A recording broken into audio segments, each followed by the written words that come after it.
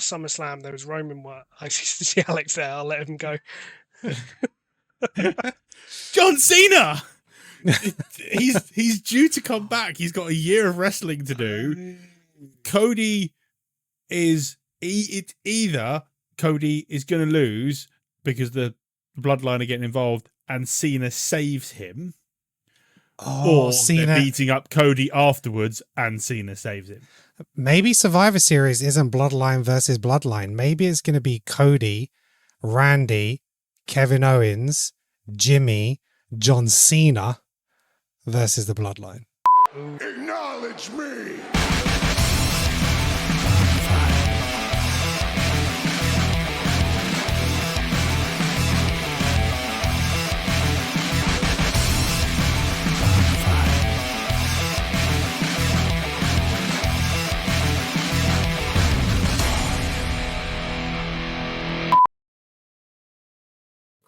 Hello and welcome back to Bitchin About Wrestling. I'm your host Kenan and you are joining the Wisemen of WWE. Joining me from the Bitchin About Wrestling team, we have Neil, the tribal boss.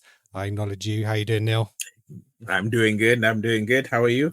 I'm very good, thank you. Very good. Also joining us, we have Alex. How you doing, Alex? Good evening, Kenan. Looking forward to SummerSlam. This is going to be an awesome one. I can feel it. Just feel it in the bones, exactly. And also joining us from quite an absence, we're welcoming back, is Ryan. How you doing, Ryan? I'm doing very well, Kenan. And yourself? Yeah, good. You just put us to shame with that wall behind you. So if you're listening to the audio version of this podcast, you really need to head over to YouTube and watch the video of this, because Ryan's display of his WWE belts is just phenomenal. It is just amazing. So that's a reason to head over to YouTube, watch the video, hit like, hit subscribe, and follow us. It's a perfect segue. Thank you very much. The more likes it gets, the less my wife will be against the idea of more belts. Well, that's it. The more likes, maybe we can start making a little bit of money off the show, and then we can invest it into more belts. So if you want to, got a whole section that I can see over there that's just empty. There's no titles. There's no nothing. You got room. It. There's room. Oh,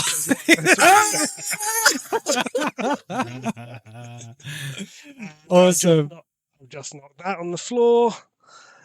The Cody Rhodes. Oh, the Cody belt. The envy is growing, Ryan. I don't like it. It's not fair. Oh, I've got so much nothing on my back wall that I have an image of Raw and Smackdown. Yeah. Sorry, well, Jen, we did our wills recently, and Jen said, if I die, there's going to be an auction for my belts to the cheapest bidder. So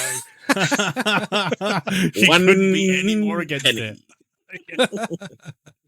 Well, my background is pretty much just like nostalgia stuff. So it's like Lego, it was movie stuff, because this is kind of like a temporary office space for me at the moment. I say temporary, it's been like that for a couple of years now, but eventually I'm gonna have a bigger office and it's gonna be more movie related. But I realized it's like I'm doing this wrestling podcast, got nothing wrestling related behind me, so I was like, I need to get some t-shirts, I need to get some caps or something. And I spoke to the wife about getting a belt, and she goes, yeah, okay, I can understand that. Okay, you can get a belt. So hit me up in the comments, whether it's on this video, on Spotify, or hit me up on Twitter, bitching about WWE. Let me know what WWE belt I should go for to sit in the back. Probably I might have it hanging up on the wall here on the side. I think it's a nice spot for the belt there. So hit me up in the comments. Let me know what belt we should get me. I already know what belt you should get. Yeah. All right. Sound off in the comments. Right.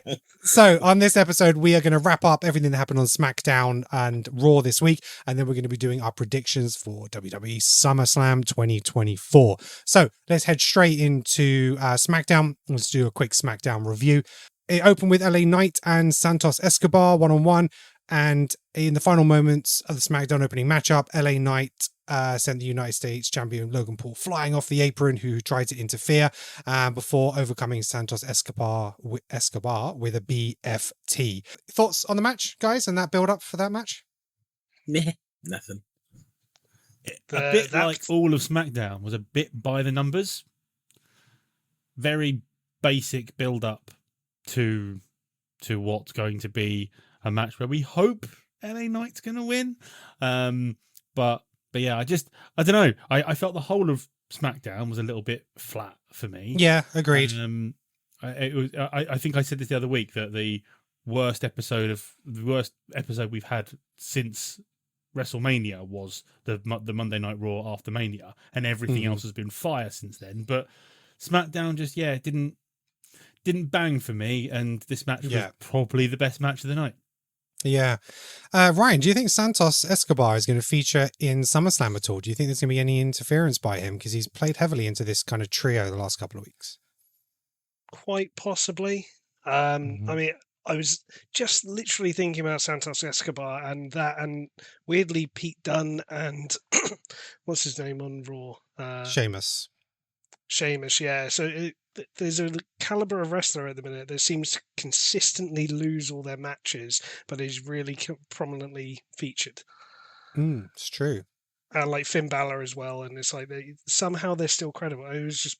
But Escobar fits that mold perfectly for me, where I can't remember the last time he won. That's a good point, actually. It's that kind of thing we've got at the moment where the talent pool is so good in WWE right now. Somebody's got to lose. And if they haven't got a story for them, they're going to shove them in that position they lose. But because we all hold them to such high regard, it's like, it's sad that they're losing, but who else is going to lose? We don't have any proper jobbers anymore. So, everybody is something of credibility, so someone's got to lose. Yeah. The name I was thinking of was Carmelo Hayes. Yes, Carmelo. I imagine that... I mean, we're going to get into predictions and things later, but I imagine that Santos will be challenging for the US title. Right, okay. That's exactly what I think. Logan Paul will, and no spoilers from what I think will happen later, but I think he'll be the next challenger. So right, okay, either next, all right. Then we had the WWE Tag Team Championship #1 Contenders Gauntlet match, and it started with Baron Corbin and Apollo Crews with a Legado del Fantasma. And Apollo Crews escaped a wing clipper attempt by Angle and set up Baron Corbin to hit the End of Days to win the first match in the Gauntlet. So then we had the Street Profits come out and they overcame Baron and Apollo Crews and they continued through. So then we had Street Profits versus Pretty Deadly. The Street Profits came out top on there as well. And the Street Profits then defeated the OC in the Gauntlet match. So you can see they're winning, which means there's only going to be one outcome. The Bloodline, Jacob Fatu and Tamatonga came out and defeated the Street Profits to become the #1 contenders for the DIY's WWE Tag Team titles. Thoughts on the Gauntlet match? I know Alex, he wasn't a fan going into it, and I think he felt that he was justified afterwards as well. I said this last week. I don't like Gauntlet matches because they're by the numbers. And this Gauntlet match, even though a little bit more exciting, was still very much by the numbers. It would have been better if the Bloodline was first. Can you imagine if they decimated every team? I mean, not even just decimated, but even if they cheated, they could have cheated some, win some naturally, but go through them all to put, again, that real threat on them. I would have bought into that. I think I texted you lot during the match when I'm justified. Yeah, Gauntlet matches are crap. I don't like them. I'm done with Gauntlet matches. So especially because there was no surprise on that outcome, especially when they came out last. If they came out first, you might have been like, "Ooh, someone else could beat them." But once they were coming out last, there was no doubt. So meh. Even though it was a good match, the wrestling involved was good because you put all those people in a ring. Of course, it's good. But they might as well have just given them the title shot, but whatever. Yeah, I prefer when it comes to kind of this with the tag teams, either rivalries get picked or they just do like a knockout tournament to become, #1 contenders. And you just have matches week on week to build you up until you get that #1 spot. I'd be a fan of that. Neil, what do you think of the Gauntlet match? I mean, the match itself wasn't anything to write home about, but I knew this was going to be the result. Yeah, I'm sure I said it last week. This is going to be the result. I was like, and all we're really waiting for is either this Friday they're going to win those titles, or there'll be like a pre-show match on Saturday and they win then. But no, I think they've got I think they've got a title match. Yeah, they've got a title match on Friday on Smackdown. Yeah, so that match is confirmed. Yeah. Well, so they have it. they should be walking into SummerSlam behind Solo with those some dolls. gold. I would have thought. Yeah, exactly. Ryan, anything to add? No, I just kind of reiterate it massively deflates you whenever you're watching it, because most of the time you've got, the Street Profits came in second, then they're there last, and it's like, oh no, now the bad guys have come out. It's like, I get it from a perspective where you're like, oh, the hero has to beat someone now, but it's just so deflating, because you're like, any logical person would know they're going to get destroyed by the Bloodline, so that all the suspense goes from it. So the idea of having the Bloodline come in first and dominate everyone, then the Street Profits come out and everyone's like, yeah, the Street Profits will beat them. Like, that's just a lot more exciting pitch for me. But I mean, it is what it is. Like, I can see why they did it. It's typical WWE booking, where it's like the babyface in peril. Oh, they didn't quite make it. Like, I get it. God. I do have an Alex? honorable mention for that match, though. Mm-hmm. Jacob Fatu's moonsault. Oh, yeah, How? It's prettier than the prettiest moonsault. You know, it's just unbelievable. I don't understand how a guy that massive can pull something off that. We've seen big guys do moonsaults before, but that was like some proper hang time with a proper full rotation. Like, you know, he's been watching the Olympics this week and been like, right, I'm inspired. It's unreal. Some of the clips But this is on where- YouTube of him. Yeah, he's been the MVP of SmackDown for the last few weeks since he's arrived. Really, if Jacob Fatu was in another promotion, he would already be a champion. Yeah, agreed. And like Ryan said, if you watch some of his highlight reels, you know when he does that Samoan drop where he basically flicks them into the air and catches them. He did that to Bronson Reed, and there was space between Bronson being in the air and Jacob Fatu waiting to catch him, and there was space between them. Yeah, it's a proper WWE game of a move where you like turn down, like, you remember that where they had weight classes and you turn Big Show down to cruiserweight and then fuck him off into the air. It's exactly the same as that. I'll find the clip for you and send it. Yeah, Jacob Fatu, he's like a cheat. He's a cheat code. Right, so then we had in the main event, we had Tiffany Stratton and Nia Jax versus Bayley and Mitchin. Before the match started, Tiffany Stratton and Nia Jax kind of attacked Mitchin, kind of put her out, so it was a little bit like of a 2-on-1. Tiffany nailed Bayley with the Money in the Bank briefcase and paved the way for Nia Jax to pick up the win just 1 week before SummerSlam. And thoughts on that match, guys, and the outcome? It's one of those things where whoever's standing tall at the end of a episode prior to an event, you think, okay, the other one's going to win, but we do have another SmackDown before SummerSlam. So if Bayley is standing tall at the end of this week, you kind of think maybe, well, I mean, I know what my predictions are, but what do you guys think of the match, and how do you think that builds on the story? Alex, Neil, I'll come to you first.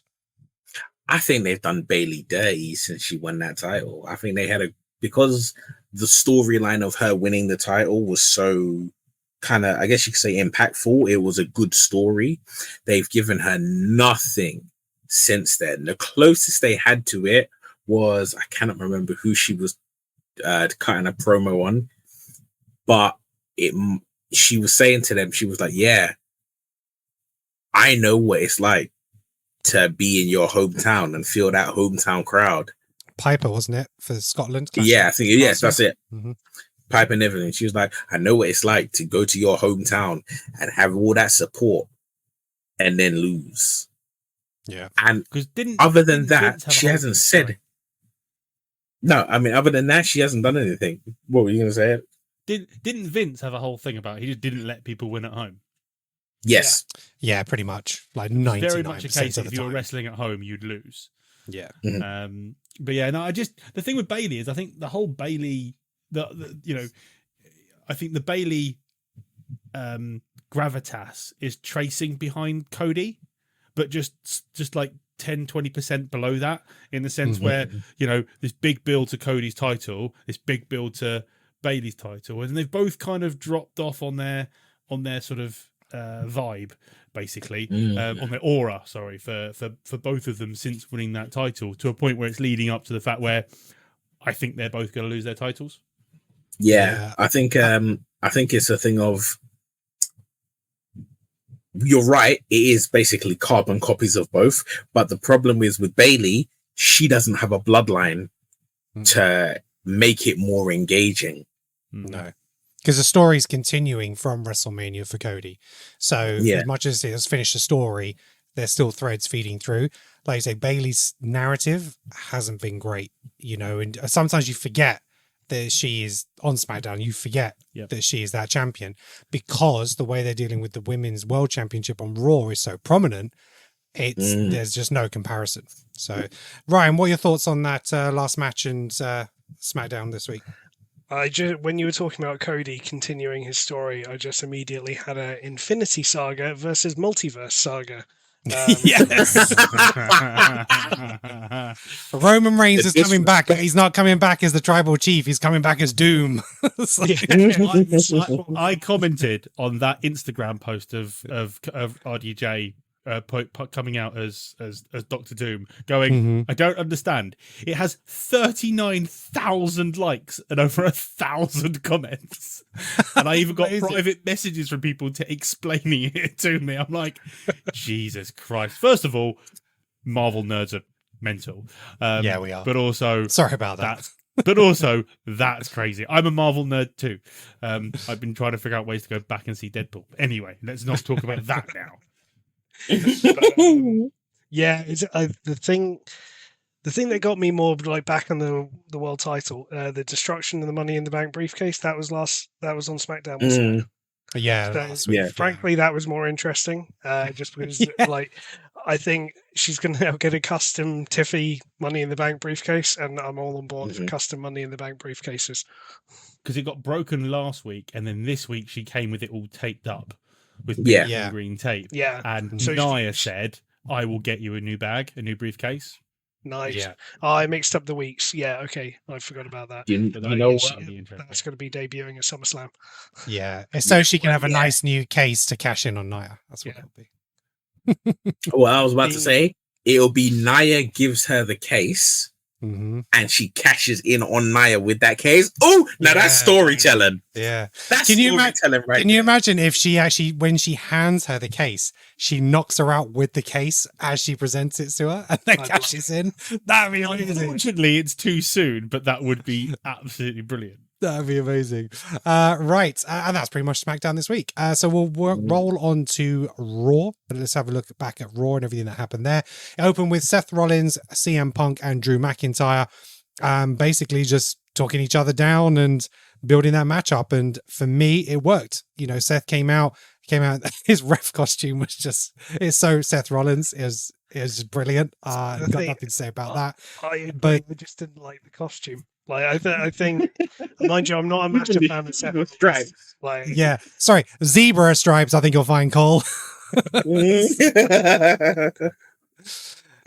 Yeah, it was a crazy outfit, but no, they show real intensity. The way that Punk looked at Drew when he came into the ring was brilliant, and where he stepped out, that felt real. You know, him stepping out and them calling him back in, saying, "No, you can't just have it your way." And yeah, it just feels different. And the way that Drew went into Punk is just like, I'm going to hurt you. I'm going to give you black eyes. I'm going to break your jaw. I'm going to make your heart stop beating. You know, it just felt intense. And, you know, he brings out the bracelet, you know, which Punk did not like. But yeah, Neil, what were your thoughts on that segment? It's terrible because obviously, you know, my feelings towards CM Punk. We do. This is just lovely. It's just lovely. It's so well built up, so well defined. And I think I have to have a moment of appreciation for Drew McIntyre, because never in my existence have I seen someone who can perfectly work a story on the mic, perfectly work it offline, right? Obviously, we know in professional wrestling, doesn't really matter what company you work for. You've got friends here, you've got friends there. To be like, I'm going to take a picture with the guy who is the reason you got fired from this company you were in. I am going to take a picture with him. I am going to caption this picture with the sentence that he said that got you into that altercation to begin with. Do you know what? Do you know? I'll be blunt. There's one time that I've seen someone troll someone else better than that. And it wasn't in wrestling. It was a boxer who slept with his opponent's girlfriend before their fight.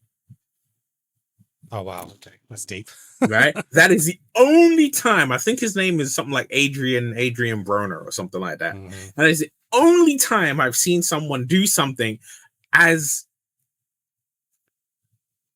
just diabolical as there was someone. I've got better. There was someone who did that to Logan Paul before their boxing match, and he didn't sleep with him. But he released loads of pictures of his fiance with all these other people and stuff. Yeah, that was. Yeah, I got better. Max Verstappen took Daniel Kvyat's seat at Red Bull, and then his girlfriend, and now lives with his girlfriend and his daughter. Wow, that is what is going on with the current Formula One world champion. Wow. I took your whole family. It's like 4 or 5 years ago, and there's like PKO. He does streaming of him racing, and you see his daughter coming in and cuddles with his daughter and stuff like that. Yeah, wow, that's a revenge tour. That couldn't be me, because I'd be like, you would never finish your race. Yeah. Every time Ryan, you see me in your wing mirrors, I'm driving over you. Yeah. Ryan, what did you think of the opening segment? I love this. The fact that they've been able to build arguably the biggest feud in WWE at the moment, when they've not, both of them have been at different points on the shelf or not around, and they've still managed to build what is arguably the most compelling match on the card. Like that's a real testament to both of them. And I was thinking about it, like, because they popped up with like, oh, greatest return ever on WWE's YouTube thing, which I don't agree. CM Punk's coming back was the greatest return ever, but No. taking that on, he's only had one match since he's back. He's been around. He's been back 9 months. I realized this. I was like, oh my God. It's crazy. At the same time, it's the most compelling match for this year's SummerSlam. So WWE really took the long 9-month build to come back to CM Punk's first singles match back. But I'm here for it. Like, I'm a massive fan of CM Punk anyway. And Drew McIntyre has been completely underrated and disrespected because he should have won one of the Clash in the Castles. But I mean, it's kind of built. He's in this position now where it's like he's the heel, but he's got a fair point. Yeah, that's right. Exactly that. He is the heel, but everything he says is valid. Alex, anything to add? I'm with Neil. I'm not a CM Punk fan. In my eyes, CM Punk is the heel, and Drew McIntyre speaks nothing but facts. I mean, I love that he tried to sort of talk with Seth Rollins, which is a case of, we've got a competitive professional rivalry, but I hate CM Punk. You know, he doesn't hate Seth Rollins, but then Seth Rollins said that he hates both of them equally, which is brilliant, because the thing that this whole storyline has got me doing is, who's gonna win? Because, well, I know we're going to get to predictions later, and I might have a Neil style pause when you come to me, because I don't know. Because logically, you could have CM Punk win and get the big pop, and then Drew gets really peed off and it can continue. Or Drew sneakily wins it and we go again. So there's so many possibilities for a 9-month build that I just want more of. And it's then a case of when Seth's going to get involved. Yeah, exactly. Well, that's the thing. Yeah, go on, Neil. Sorry, I was going to say, that's the thing, is in my head, it's what does WWE see as the next match? Is it Drew McIntyre versus Seth Rollins, or is it CM Punk versus Seth Rollins? Because if this was taking place at what was the last pay-per-view? Money in the Bank. If this was taking place at Money in the Bank, then I would say Punk would win, or Punk would lose and then face Seth Rollins at SummerSlam. because the next pay-per-view is not one of the big five. Yeah, I have no idea where this is going to go. I have my thoughts, and it's based on what was said in the ring. So I'll come to that when we get into the predictions. Okay. We had some stuff with the Judgment Day. Liv had gone on a little rampage around the clubhouse and utterly destroyed it. She took back the PlayStation, and Carlito wasn't happy. He's like, "We're getting a new PlayStation, right?" He wasn't happy at all. Ray is like, "Why is he still here?" And yeah, Carlito just gold. Finn wants to face Gunther alone. He doesn't want Priest or anybody coming down to support him. But the Judgment Day say they still got to deal with Jimmy Uso and Sami Zayn. Carlito says, "I know what I'll do. I'm going to go see Adam Pearce." And we'll come back to that for later in the show. Alpha Academy versus the Creed brothers. The Creed brothers picked up the win. Chad comes into the ring afterwards, put the ankle lock on Otis. Maxine jumps in and tries to, take Chad off of Otis and ends up slapping Chad. And then the Wyatt Six appear. Well, four of them to the ring. The three gents, they take off their masks so we can see him for the first time. Abby, well, I say Abby the Witch, but Cole says something different later. So she's being referred to as Abby the Witch. She takes out Gable from the top rope, and the others take out the Creed brothers, kind of take him out. Uncle Howie's at the end of the ramp and scares off Chad Gable at the end. But then in the recap, Cole refers to Nikki Cross as Sister Abigail. Now, I don't know if that was a slip of the tongue, because he could have corrected himself later, or whether they've changed the name of the character. So, Ryan, what was your thoughts on that segment? So I still love them. I think the slow build for it is working pretty well in a way that it kind of didn't with The Fiend, because The Fiend was presented as a mythical character. There wasn't really enough of Bray Wyatt's last return to get that. I know they were building to it, but at the moment they've presented them as like really dramatic, effectively, and really strong. But then, because not keeping the masks on this week kind of shows, okay, they're people too. And I think that was part of the problem with The Fiend, because like he's unbeatable. So the fact that they look really strong, but they're also human, I liked the fact that they took the masks off and didn't do the attack in the masks. One, it wouldn't have been practical. Like Rowan's beard would get in the way, so he had to take that off when he was doing a beard thing. But the Sister Abigail thing, I thought she was called Sister Abigail on previous episodes too. I've only been referred to her as Abby the Witch, and like all the media has been Abby the Witch. I haven't heard her referred to anything on the show.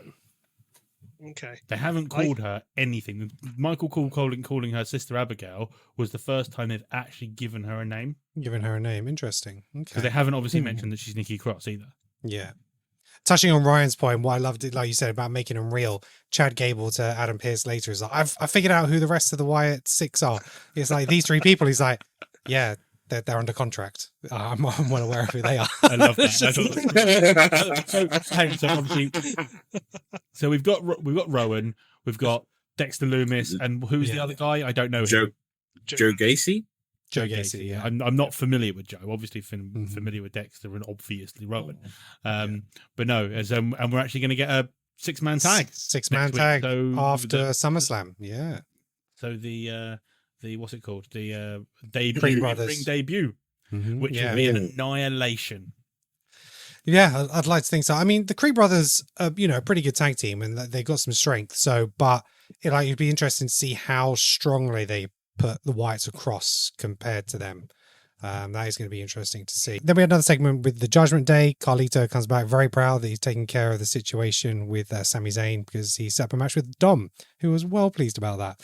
And but he got told he needed to go take care of the Jey Uso issue and to have a one-on-one match with him, no support. And just a shout out to Mami this week, who looked incredible. Just an acknowledgement. That's it. That's the segment. Then the next we had... I had to send Neil a particular video of Mami's social media this week. Yes. Because woman knows what she's doing. Yeah. She's like, lives up to her game. I've got to up my game now. But while we do talk about WWE social media, I have to bring this up because I'm the only one that brings it up every single week. Again, with... Tommaso Ciampa again backstage with Kevin Owens, because Randy wasn't there, and he tries to jump Kevin Owens. Kevin goes, "What are you doing? First of all, stop shouting that you're going to." Exactly what I said last week. But he comes to be out of nowhere and then punches him in the balls. Yeah. Yeah. It's like, honestly, thank you, Kevin, saying it for all of us. I literally sit there and wait for these to come through, and it's just a masterpiece. I mean, I don't know how they're going to top that one next week, but we'll see. I hope it ends up in a match between Ciampa and Randy. It's not going to happen, but I'd love for it to happen. I can imagine it's probably happening at house shows. Yeah, and they're probably maybe having matches against each other in house shows, which would be very, very cool to see. But surely it ends with him, Randy catching him in an RKO. But okay, it has to be. it's a storyline that I don't think WWE are even behind, and I just enjoy it. No, they're just joking around. But the wonderful thing is, I think this was years ago. I think it might have been 2 years ago. Before some of you gentlemen here we had that group chat. Mm-hmm. I think I booked like my ultimate WrestleMania, and I had Tommaso Ciampa, who was the Black Heart at the time, NXT's Black Heart. I had him versus Randy Orton as one of the matches. Oh, right. Interesting. That's cool. Yeah. Right. Then we had Jey Uso versus Carlito with Jey picking up the win. Pretty straightforward match. Any thoughts on this one? Carlito just makes me laugh. Everything he does, he just makes me laugh. And then he gets the apple, and then he gets speared and spews the apple out everywhere. I'm really glad it happened there. I don't like the spitting an apple in somebody else's face. It's disgusting. But yeah, it was a good visual watching the worst spear in wrestling. That was going to be one of my 2 points on it. So worst spear in wrestling. You shouldn't take Roman Reigns' move. Like for that point, just stick with a super kick. I get it, except maybe because he does 36,000 of them a match, it could be a finisher. Yeah. It's the splash, isn't it? The splash is his finisher. It's the splash. Yeah. I suppose you need something that isn't off the top rope, and they've just said, "Well, your cousin did a spear. You can do a passable one." There you go. Yeah, it's like Dominic's 619. It's just bad. It's just it's not good. But you know what it's not bad. It's just not Rey Mysterio. Yeah, he's just no fast. There's no speed. There looks no power. No, because even the Swiss 19 was better. Yeah. The Swiss one and Zelina Vega's is better as well. Cesaro. Oh, I never knew that. Okay. I mean, Selena's tiny, so she can ramp up the speed. Oh, she gets through those ropes really easily. Yeah. She can't do anything at the moment. She got murdered by. Well, that's it. So that was the next segment. Zelina Vega. She was attacked by Zoe Stark, Shayna Baszler, and Sonya Deville backstage, and they just keep tearing this woman down. And he's just putting her on the back burner until this Rhea Ripley Liv Morgan thing is done, and then she'll step maybe back into that title picture, which would be nice to see. I mean, I liked what they did with that because it was really uncomfortable. Mm. The way they sort of she was like yelping to like let go of me, blah blah. It was a bit disturbing on the way that they just dealt with it, which is what I like about this group is they're just not nice people, just going out there committing crimes. Mm-hmm. Yeah. We had The Miz being announced that he's going to be the host of SummerSlam, and he had a great little skit of one back and forth with R-Truth. It was good to see him back on form. I just prefer R-Truth on the mic and in backstage segments than I do in the ring. I just want more of that. Then we had Xavier Woods versus Karrion Kross. I don't care. Does anybody else care? I don't care. Weirdly, I mean, it's going to pop this week, slightly for his finisher. Like it's a couple of other weeks, it's all been hits a finisher, nothing. Which is such. I feel bad for him each time. And this week there was a little pop. So. Yeah, it may be going somewhere, but I hope it ends soon, and I kind of hope Xavier turns heel. Yeah, I think the most interesting thing about the match was his backstage segment after it, where he was like, "Oh, like I'm not done, and neither is the New Day." Yeah, but it needs to be. I mean, you've only got one of the New Day left. Kofi Kingston apparently came back in Japan, but apparently he was re-injured. I don't know if that's because he had time off and then just went out to Japan and that's the storyline, or whether he actually was due back and then he got re-injured. So I don't know. However, it makes me sad because I did see a video resurface last week from like before the show started at Money in the Bank with Big E came out and did his New Day entrance. Yeah, he did. And I was just like, oh, I miss you so much. Yeah, It used to get me so hyped, and I really missed that. Yeah, the fact that he's around, I'm surprised he hasn't been more around ring or backstage with Xavier Woods in this instance. It's a bit surprising, so I don't know what the situation is. Because he's on the pre-show and stuff. Yeah, exactly. It felt really sad. It's like, you know, Big E's voice has the intro, the New Day's music, and it's just Xavier Woods coming out. And it's like, it just doesn't feel right. Yeah. Then we had Sami Zayn versus Dirty Dominic Mysterio. The Judgment Day came out during the match and ended up assaulting Sami in the match, ending a DQ. Jey Uso came down for the rescue. And then Bron Breakker came down, attacked Sami from behind, and he went to go for the spear, but Sami caught him with a big boot, exploded her into the corner, took Bron Breakker out. Bron tried to get back in the ring again, and Sami, got him back out of the ring again to end out on top. That match, guys, any thoughts? Match was good, but before the match, we had a Bron Breakker promo. That was a good promo. Thing. Yes, was a really good promo. I don't know why, and it's a bit of the story is a bit muddled, but it very much felt Rocky 3. A bit like almost like in the case of that's the story focused, and this is what I mean, because obviously it was very much Rocky on the way to WrestleMania, and it's not quite the right way, but it's got those kind of vibes to it. It's got the beats. Yeah, he's going to kill Sami. I don't see Saturday being a good night for Sami. The only thing I needed was for someone to say to him, so what's your prediction for SummerSlam? Just look at the camera and say, pain. Yeah. Someone said that Rocky 3 wasn't a good movie to me the other day, and I got very, very upset because it's one of my favorites. You should stop. I hope you deleted this. You should, no. He runs my F1 podcast. I can't delete him, unfortunately. Look, no. I tell you what you do, right? You just next time you give him a bottle of water, just put holy water in it. It's because we have an argument between being a Sly guy or a Stallone guy or a Arnie guy. And I'm more of a Sly guy than an Arnie guy in that movie war, and that's why he came up with that.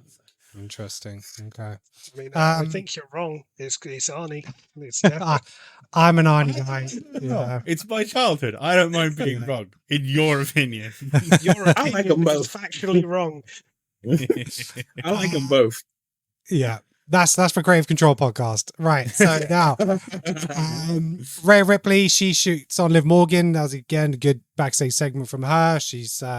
And what was interesting is right after that, they showed the Rhea Ripley card. You know how they show the cards of them sometimes before they go to commercial? And it had Rhea Ripley, Women's World Champion. And I was like, oh, that's either an error or, a prediction. But before that was Liv Morgan's lost her fucking mind.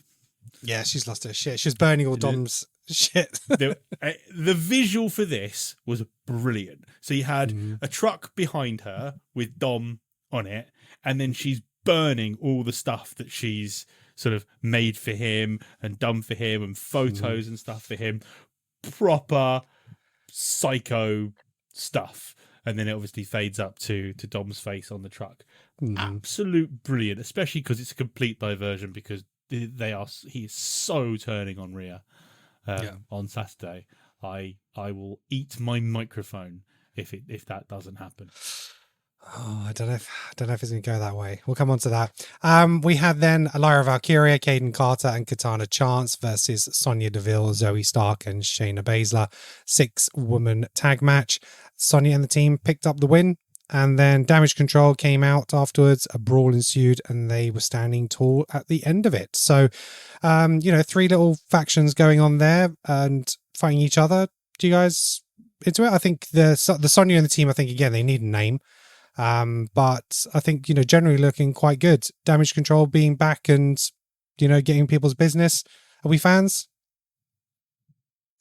I'm a fan of these 3 women being the dominant female faction. Because then because the thing is they'll never be in a position where they have to face their equivalent face team, because Bianca and Jade are on SmackDown. Yeah. So they have that luxury of not having to face them.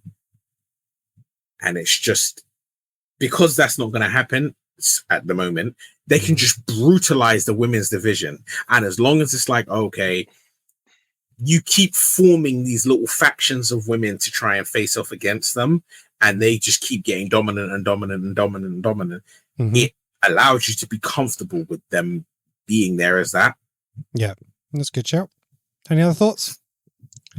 It's another 3-person stable, and I'm here for it. I do like stables. I think it's usually a really good way to get people on the show, even if you've got nothing really for them, like Carlito and the Judgment Day, for example. Like he makes a quip, which is 2 seconds of it, and everyone talks about him, even though he didn't do anything else on the show. But going back to them, great group.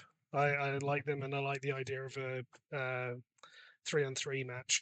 I was just thinking, you can never really do. I can't wait till the women's mid-card titles come in, because then you might actually get 4-person stables, because then they'll be able to do the all holding up the mid-card title, world title, or a 3-person tag belt. Yeah, they have that in AEW, don't they? 3-person tag team championship, trio championships. More people involved. Yeah, that's a good point. The trio title counts for the Triple Crown in AEW. Oh, interesting. Because Kenny Omega AEW hasn't been going long enough to have that kind of. No, but Kenny Omega's won it all, though. Yeah, he has. So they confirm next week that Dakota Kai will go one-on-one with Sonya Deville. So we'll see what results there. Then we had Gunther versus Finn Balor, and Gunther cut a really good promo beforehand, talking the empty arena. Just, again, reinforcing that, he is going to bring respect back, and the fact that Damian Priest is kind of ruining the legacy of the World Heavyweight Championship, and he's using WWE as a vehicle to resolve some of his childhood trauma. I thought that was really, really well done. Really well done. But yeah, it was a good match between him and Finn Balor. Finn Balor's chest was cut open. That was nasty. But ultimately, Gunther picked up the win via submission. Priest came down to save Finn after Gunther put him back into the sleeper hold just to add more pain, and ended up in a brawl to end the show. So thoughts on that final match and everything that took place, guys? I like the destruction. Yeah. I love the finish. I think to finish it with just putting him to sleep, because did he tap? I don't think he actually tapped, did he? No, I think he just passed out. He just went to sleep, didn't he? So I love that finish, because it's a case of, I'm being valiant, I'm not giving up, but my body's given up on me. I prefer that. I prefer those. Yeah, agreed. Even though it's highly unrealistic, because you do serious damage if you actually sleep like that. But I mean, look, remember Austin did it perfectly, where he just he passed out and didn't tap out, and then when he cut that next promo, everybody forgets that following the promo when he was like, "As far as I'm concerned, you didn't get the job done." Yeah. I haven't seen that. Literally, right after that match, at like the next Raw, he's just like, "As far as I'm concerned, you didn't get the job done." I was just like, "Ooh, yeah." Yeah, I've not seen that match. I keep meaning to see that match, and I've not seen that match. Oh God, Neil hates me even more now. Get onto the WWE Network, I'm sure is there. Right, so that closed out Raw. So that is it. Now we are heading into SummerSlam. So it is time to do our SummerSlam 2024 predictions. Right, I've got the chart up, guys, with all the matches and what we're going to predict. So I'm going to start off with... Actually, I'll come back to this one. I'm going to start off with the United States Championship. Logan Paul versus LA Knight. Yeah. And Neil, we'll come to you first. Who's going to pick up the win?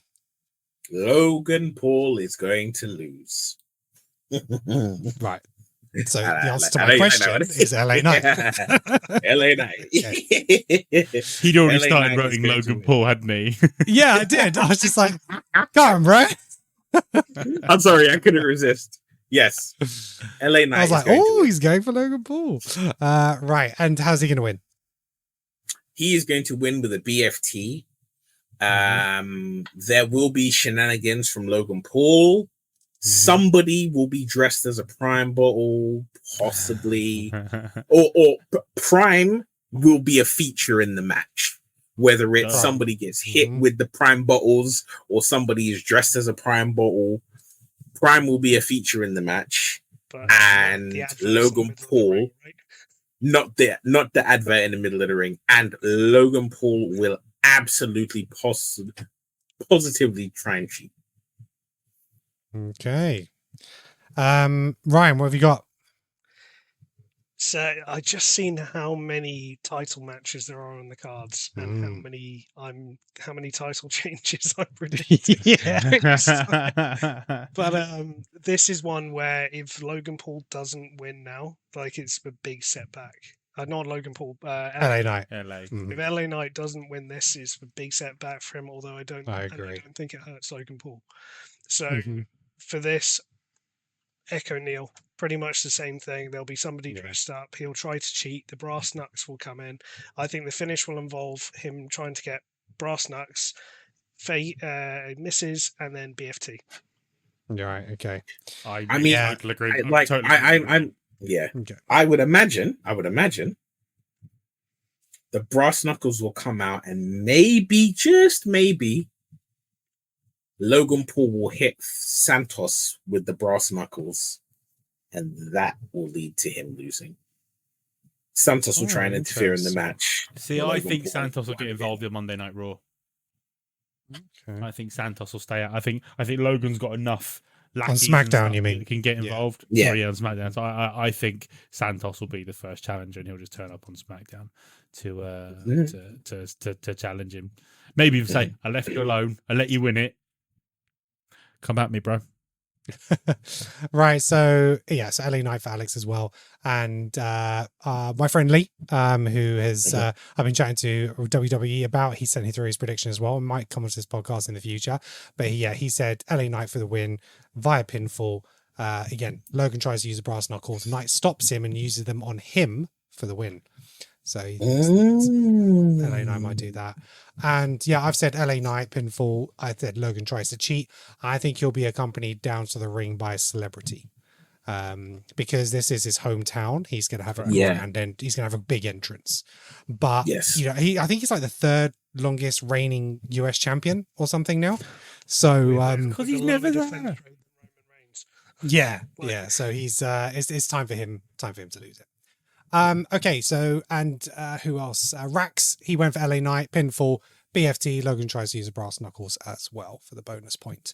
Right, let's move on to Intercontinental Championship. Sami Zayn versus Bron Breakker.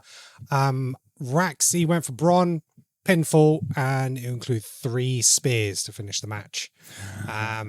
Alex, what are you going to go for? Bron. Well, I've already said this. Bron's going to destroy him. I think it's to be clean. I think it's to be simple. I think it's to be quick. I think it's just going to be a case of Bron is going to be so pissed off about how he lost and talked about, he talked on Raw about Sami doing comedy shows and all this kind of stuff and not focused on the match. And yeah, he's gonna break him in the 3rd round. Okay. Nope, that's Rocky again. Neil, what are you going for? Bron victory. He's going to destroy Sami. But I think what it will be, I think one of the core elements of it is going to be that Braun not reverse it, like he learned from the mistakes he made at their Money in the Bank match. Right, so we'll see something similar to like how he lost that Money in the Bank, but he won't make the same mistake. Gotcha. Yeah, so getting out of the way of the Hoover kick or something like that. Yeah. Okay, yeah, good shout. Ryan, what are you saying? Again, we're getting into territory with so many title changes that they're bound not to all happen. But the way I'd say it, again, like LA Knight, Braun's going to win. Mhm. Like Neil, he'll learn from his mistakes.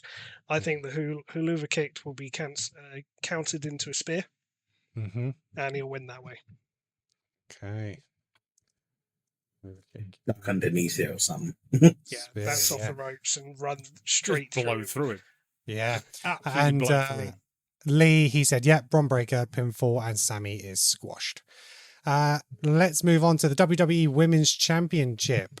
Bailey versus the Queen, Nia Jax.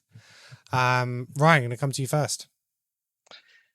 We're getting into that overarching narrative here of how many title matches there are and who I think is going to win.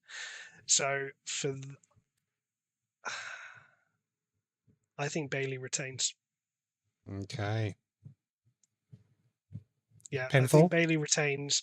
I think Tiffy tries to help Nia. It backfires, and Bailey retains. Mm-hmm.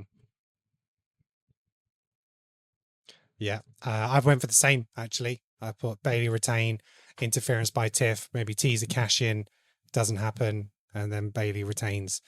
Just because of the amount of championships potentially that could change hands. And I'm thinking maybe this one isn't. I wouldn't be surprised if Nia picks it, and I think part of me wants her to move on from that story, but maybe it's not the time. I don't know. Neil, who are you having?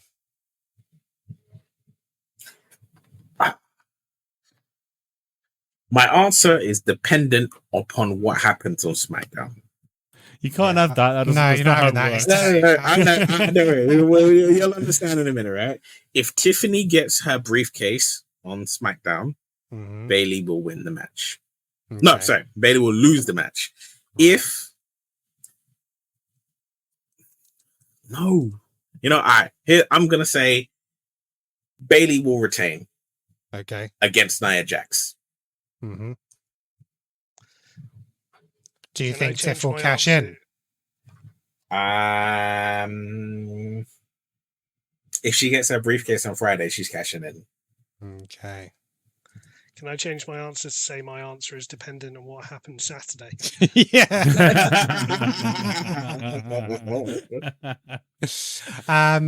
Alex, what are you going for? No, I'm going with Nax. Nax? Nia Jax winning the match. Yeah. Pretty clean as well. And Tiffy thinks about it, but doesn't do it and celebrates with Nia because I like this story of a way to turn Tiffany face. Yeah, face, yeah. Over Nia, and it just needs a little bit more time to cook. Mm-hmm. And because she's got the briefcase, it's got plenty of time to cook. Yeah. I don't think it needs to cook. Sorry, I know you were gonna say you be scared. I would say what as something I can envision, I can see the image in my head, is I see the match, I see Nia giving Tiffy her briefcase on Friday, I see them having the match on Saturday, I see Nia losing on Saturday, I see Tiffy cashing in and winning the title, and then while she's celebrating and Nia's there holding her hand up, Nia just clobbers the shit out of her. Yeah. And then we're like, immediate feud. Yeah. I wouldn't be against that either. I don't, with the way Nia has been portrayed lately, and again being Queen of the Ring, I don't see the Queen or King losing their matches. Interesting. And I think they'll have their. I think this is the thing. I've got. Yeah, there's going to be lots of title changes, but I just can't see it going the other way. I can't. Yeah, because the problem is if Tiffany cashes in on Bailey, that's a heel thing. It's not a Bailey. Yeah, face. but then it's an immediate face turn if she gets clobbered by Nia. If the last image you have is the arguably one of the most popular females on SmackDown getting clobbered by one of the most hated females in all of WWE, based solely on fan base, that is an immediate face turn. Yeah. I think that's why I'm going. I think I'm going Bailey is going to retain, but I think Tiff will then cash in. and we'll get a new champion that way. Well, I hope I take all your points. So yeah. Lee, he's gone for Nia Jax pinfall, Tiffle teaser cash in, but stop short. Okay, let's move on to Women's World Championship. Liv Morgan versus Rhea Ripley. I'll go first here. I'm Liv Morgan to retain, pinfall, and Dom costs Rhea, but I think it's going to be more accidental at this point. I don't expect the complete twists that other people are at the moment. So that's what I'm going with. Neil, what are you going with? I'm going the same way. I'm saying Liv will win due to Dominic interference. And yeah, because what I can really imagine is Dom being like, "Oh, mommy, I'm sorry. Look, I've gone to Adam Pearce. I've got you another match." And Rematch, then that match, at that rematch, then he's like, "Nah." Yeah, maybe. Raxi went for Liv, pinfall, Dom screws Rhea, so he thinks he is going to turn. Alex, what are you going for? You know what I'm going for. I'm going for Liv, pinfall. I have not been backwards about coming forwards about this. Yeah, it is absolutely going to be a retain, and it is going to be Dom screwing over Rhea, because we will just never hear that man speak ever again, because he will just get booed into oblivion for the rest That's what I want. Life. I just don't think it's going to go that way. I don't know. I will be so disappointed if it doesn't happen. I will write a letter to Triple H complaining, and he'll put it in the bin with the rest of the and he'll be here on Bitchin About Wrestling. Yeah. Ryan, what are you going for? Again, Liv. I think much in the same way that Braun didn't win at Money in the Bank because they wanted him to win at SummerSlam. I think Liv wins and Dom screws Rhea. Right. Because intentionally? Yes, intentionally. Yeah. Because it is a much bigger platform to do that turn on than a random Raw. Yeah, agreed. Okay. Right, let's move on. Excuse me. Where's that 1 minute? Let's go to CM Punk versus Drew McIntyre with special guest referee Seth Rollins. Alex, I won't put you under the pressure yet. We'll come back to you. I was going to say, don't come to me first, for crying out loud. I'll tell you. So, steal their ideas. Lee has gone for CM Punk with a pinfall, and Seth will stomp Punk after the match. Rax has said Drew pinfall, accidental pinfall. Seth screws Punk by accident, and then they'll both get claymored after the match. I'm going to go with CM Punk DQ, and I'll be like, something will happen where Drew goes too far and Seth uses his referee's discretion to stop the match. Because of how much he said he wanted to hurt and kill CM Punk. And the fact that Seth said like no DQs or, well, not no DQs, but it's referee's discretion. I think something will lead into the point where he actually probably needs to stop Drew from beating on him so bad, and that is potentially how we'll get. So CM Punk will get the win, Drew gets his beat down, but he doesn't get the win. So that's where I'm going with it. So Neil, coming to you.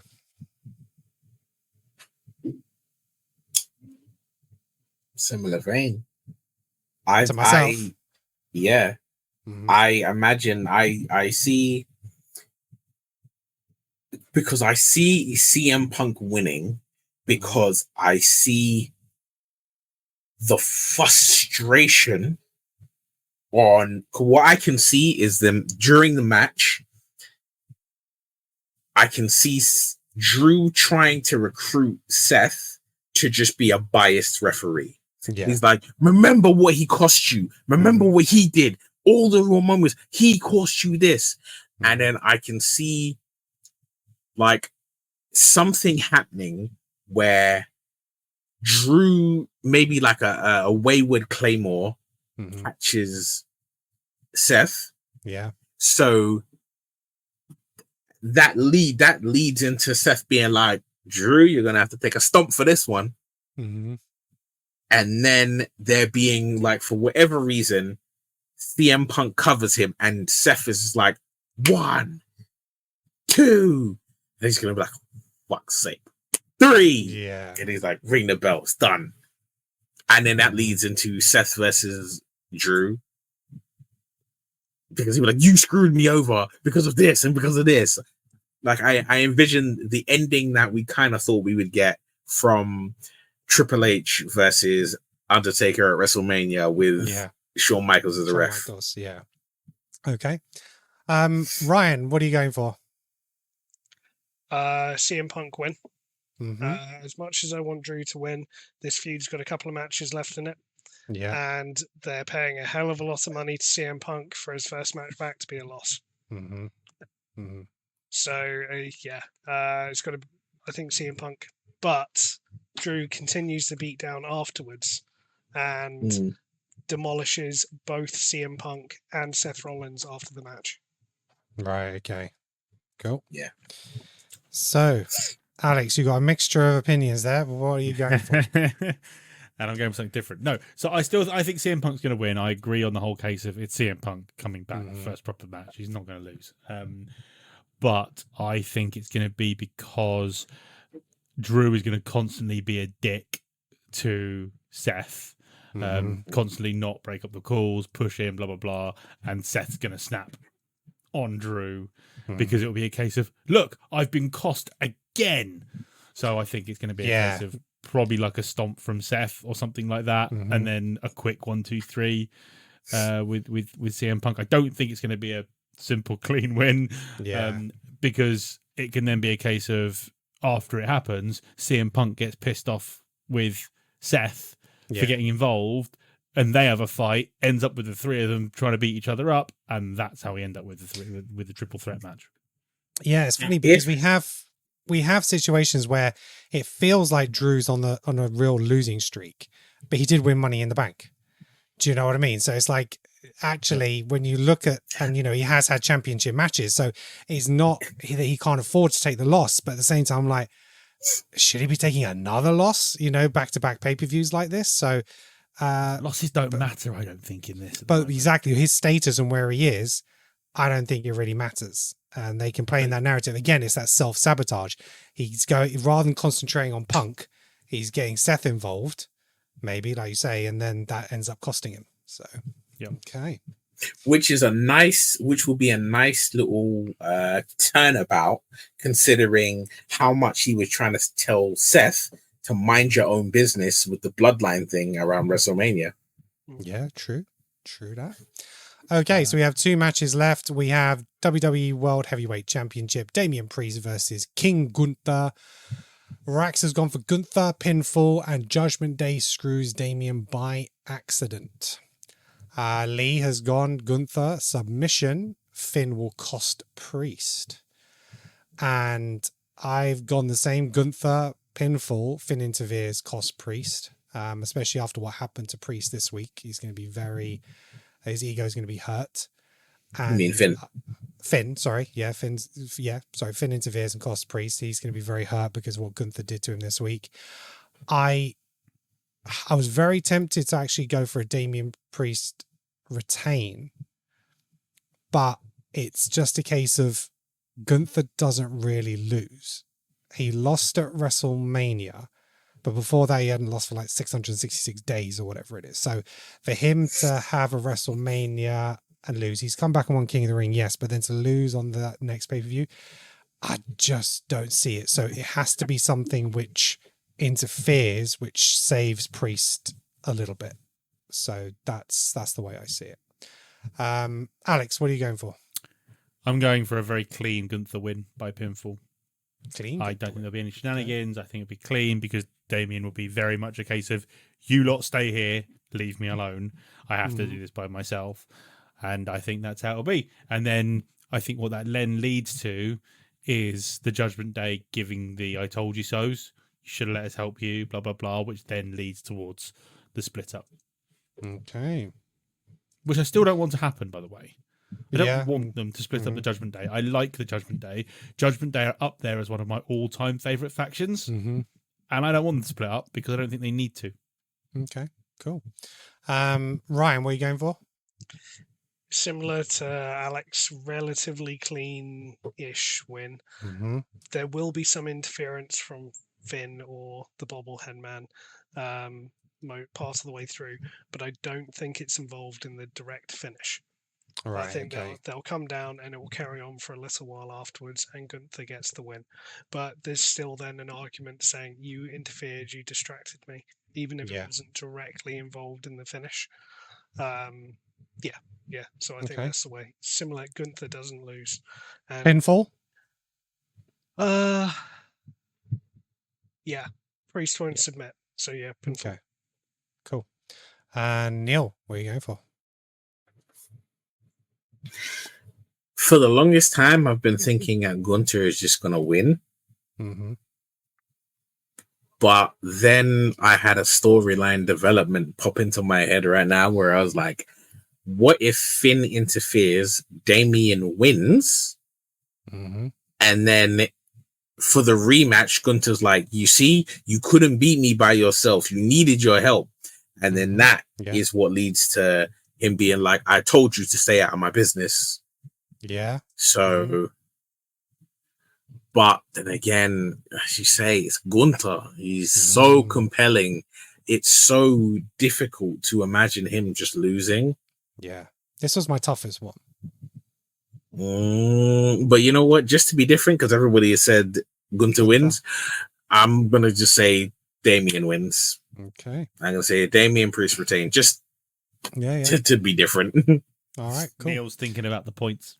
Yeah. Right, so then we have the final match, Undisputed WWE Champion Cody Rhodes versus Solo Sikoa.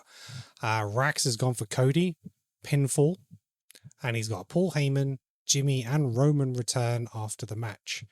So maybe like, Solo, you can do the job, and now we're coming for you. Lee has gone for Solo, pinfall, a Randy Orton heel turn on Cody. So, Ryan, what are you going to go for? I was hoping you wouldn't come to me first. I think Solo's going to win. It's too soon for Roman to come back. I mean, he's been gone 3 months. That's quite a short break for Roman. It's true. But no, in all seriousness, you don't establish the bloodline as a faction, the new bloodline as a faction, unless he's world champ. If you go, he's won tag matches since he became the leader of the bloodline. Has he had a one-on-one match? Him and Cody started to have one, and then it all ended in interference, so it didn't finish. Yeah, so he's got to win this. Otherwise, where's his credibility? Yeah. That's probably the clearest thing for me. And if they don't, it's like, well, why do you have a new...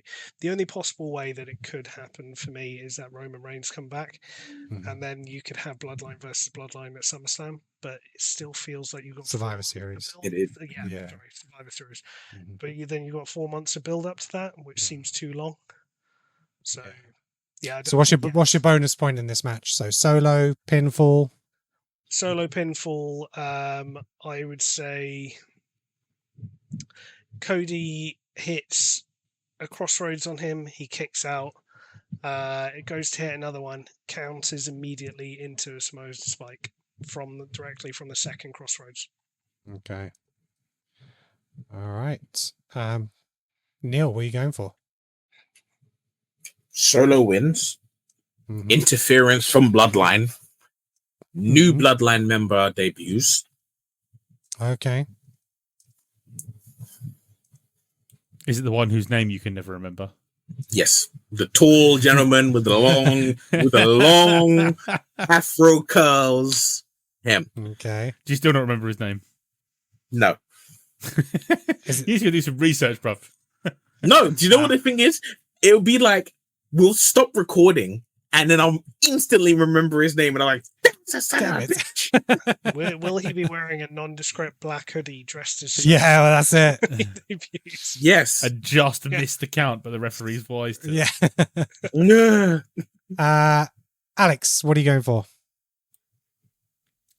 See, I've been saying Solo has to win this match. Yeah. To for the exact same reasons that Ryan said it, which is that case of to establish the bloodline, Solo has to be the champion, because to build that feud when Roman comes back, look, I did what you couldn't do. Yes.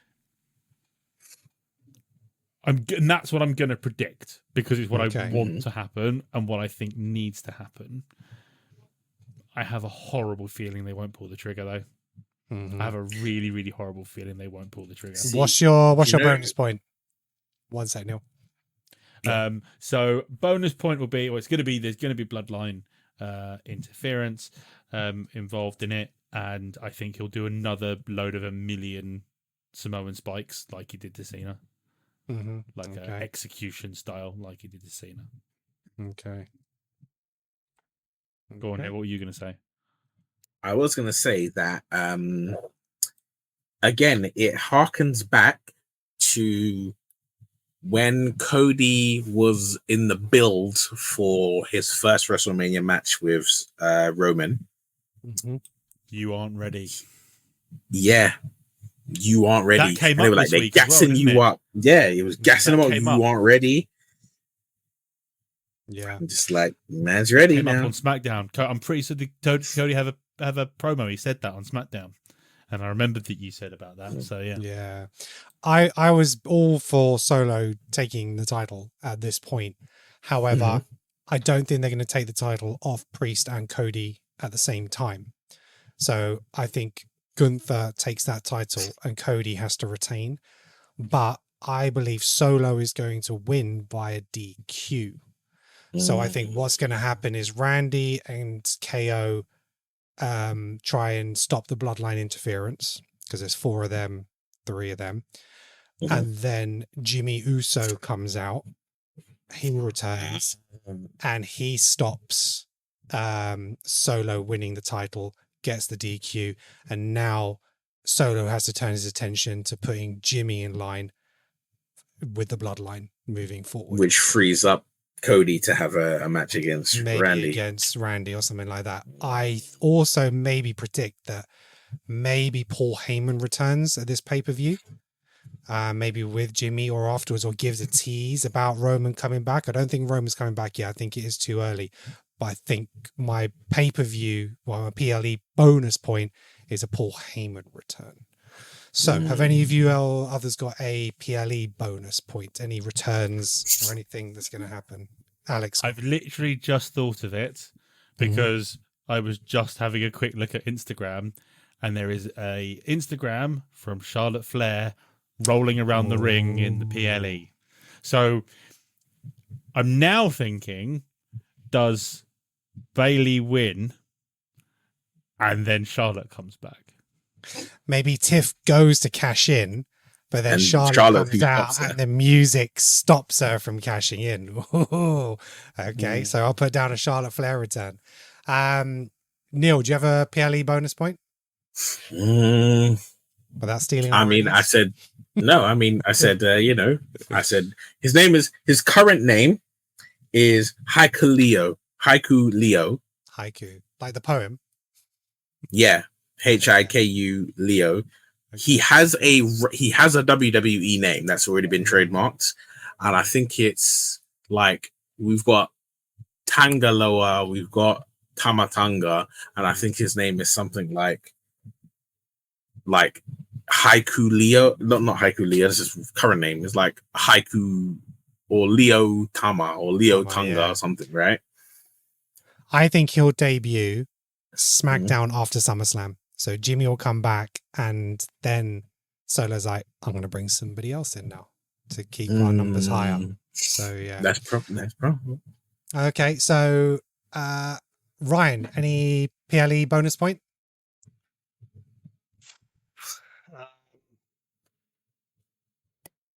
Can't think of one that's not just a direct copy. If I can do that, I'm Go going to on. go with Charlotte Flair returns. Even I though don't think I that's do about fair. elimination. I tell you what, if she does, I'm going to give you half a point, as it wasn't original. So No, yeah, I'm good with that. Honestly, Okay. like I do see Jimmy. If there is going to be a surprise return, it's Bloodline related. Cody Solo will close the show. Mm. I'm just trying to rationalize how Solo can win it, and then at the end of it, someone comes back and it not be Roman. Because like the last SummerSlam, there was Roman. What I see Alex there. I'll let him go. John Cena. He's due to come back. He's got a year of wrestling to do. Cody is either Cody is going to lose because the Bloodline are getting involved and Cena saves him, or Cena they're beating up Cody afterwards and Cena saves him. Maybe Survivor Series isn't Bloodline versus Bloodline. Maybe it's going to be Cody, Randy, Kevin Owens, Jimmy, John Cena versus the Bloodline. Ooh, I like that. And then like a repeat of, was it last year or the year before, where Cena came back at the end of Brock Roman? Mm-hmm. Yeah. So Yeah. it's not a Brock bad Lesnar comes back, man. Yeah. I'll take a half point for that as well because I didn't think of Cena, but I think Cena at the end of the show. Okay, so those are our predictions for SummerSlam 2024. Let us know what you think in the comments. What have we got right? What have we got wrong? What do you agree with? What return? Do you think it's time for Roman to come back? Is it too early? Let us know your thoughts. As always, we thank you very much for being here and listening to the four wise men talk about WWE. It's just something we love. So any support you can give us on our journey, we really appreciate it. If you can head over to our YouTube page at Bitchin About Wrestling and hit that like and subscribe, and you can catch Bitchin About Wrestling on Twitter, which is at Bitchin About WWE, and TikTok channel at Bitchin About Wrestling. Gentlemen, anything else you want to talk about today? I'm going racing this weekend, so in the next week there'll be a video out on my YouTube of my events of whatever's going to happen at karting. So Alex Van Gene Racing on YouTube. Go and give me a like and a subscribe and click the notification bell and you'll get a notification when my video goes live. It's like I've said that before, isn't it? Yeah, I say it every week, but I change the thing. I say it every week. So I still haven't nailed down a line which I repeat. But look, guys, thank you very much for being here. Love chatting wrestling with you guys. It's always a pleasure. Ryan, really good to have you back. And until after SummerSlam, where we will debrief and be talking lots and lots of news. Yes, until next time, peace out. Peace.